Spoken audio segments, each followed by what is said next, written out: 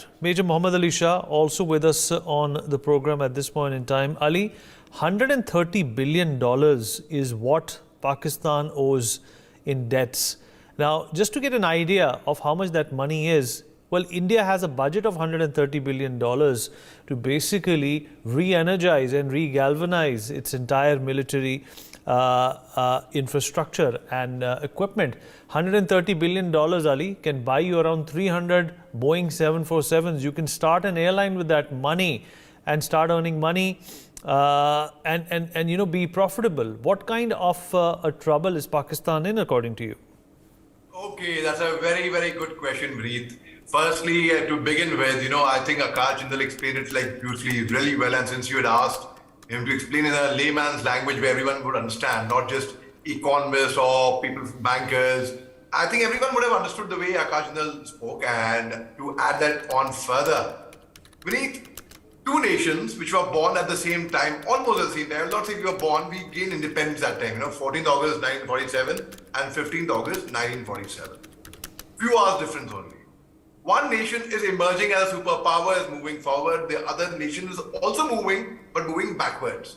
It's regressing now. Pakistan had joined IMF because of the unpredictable economy and the unpredictable nature of imports and the financials in 1958, in fact. And because of their nature, if you are at a risk that my car might have a bang up, my laptop might fall, you will insure it to keep it safe. Similarly, they knew the economy is going to go in troubled waters. They had seen it. And so on and so forth. 1962, 1965, 1971, they won a deadly war. They lost. We won a deadly war against them. They lost a deadly war, and 93,000 prisoners of war surrendered to us. And they reached out to IMF with desperate measures. The help reached out to them in 1972. Still timely, I would say. And it went on. Even when Benazir Bhutto's government was there, even when Nawaz Sharif's government was there, they had trouble with them. Now, Vineet, again, you said in simple language, okay, Vineet, I come to you, I'm in need of money. I come to you. Vineet, you're my friend, please help me out. I need so much of money. And you have that money, and you want to help me out. You say, okay, fine. Ali, I'll give you. And you give me some money, right? Now, what do? You give me the money to eat food, because I'm starving. I go to the bar, the nearest bar, I buy alcohol, I go partying, I go and buy an expensive car with that money if I can afford that's the kind of loan you've given me. Now I have squandered my wealth.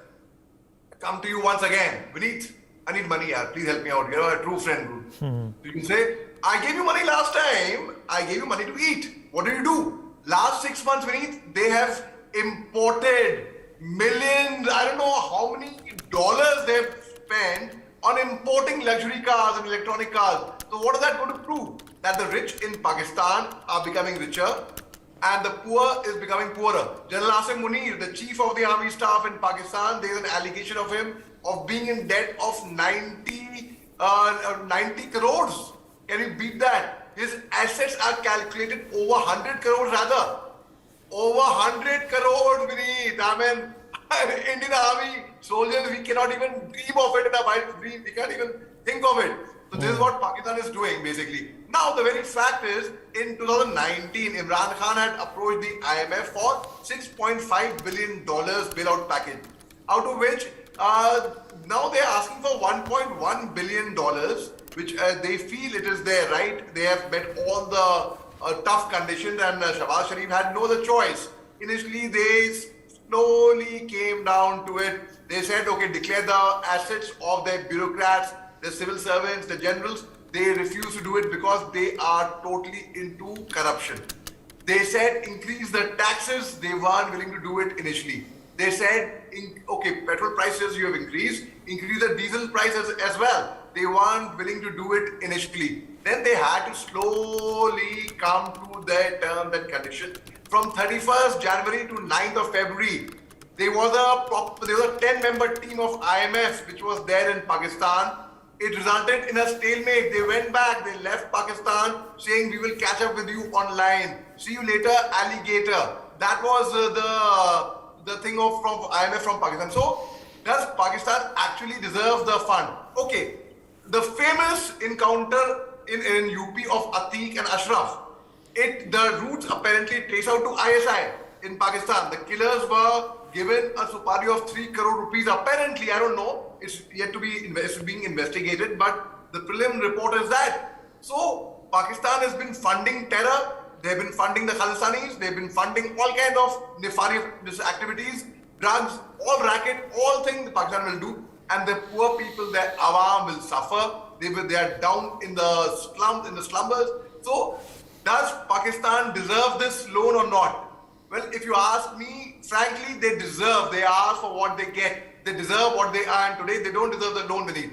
The very fact. But IMF has always bailed everyone out. And I will conclude by saying, giving an analogy beneath, I'm sure in life, everyone would have fallen down sometime or the other, in the park, in the field, while riding a bicycle, while playing football, or met with a small accident somewhere. But whenever there's a crisis, you find people rushing towards you to help you out, to pick you up.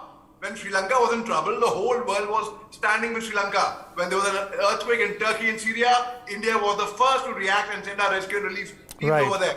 Okay. Why is it that nobody is helping Pakistan? Think about it, please. It's a question. Absolutely. For viewers. That's a good point.